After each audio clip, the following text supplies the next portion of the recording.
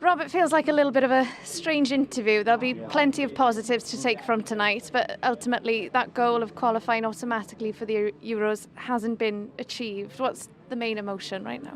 Yeah, well, we're disappointed, of course we are. But I've just said to the players, Ben said it in the huddle on the pitch, we give a great performance. And, I've got to be careful what I say. But it's so frustrating. We could have had 2 penalties potentially, and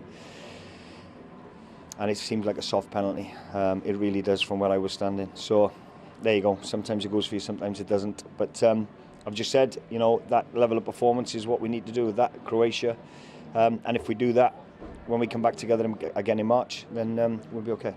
Looking at the bigger picture, Rob, is there a bit of irony that your best performances, best results have come against the top 2 teams, and it's that inconsistency that's let us down?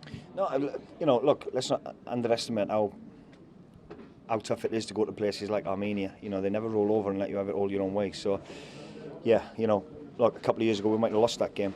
So in Armenia. So, look, we picked points up along the way. We're disappointed with the home game against Armenia. That's the one that will always come back and bite us. But when you forecast results throughout the campaign, did we expect to beat Croatia at home? Did we expect to get a point away? Probably not. So it all adds up in the end. And I said to him before the game, to come into this last camp, we still a chance of qualification, all right, albeit other results had to go for us, is an incredible achievement for the group. We're disappointed we haven't qualified automatic, but I'm off tomorrow to find out who we've got in the draw for the playoff, and we'll get together again in March and build on what we've seen again tonight and against Croatia.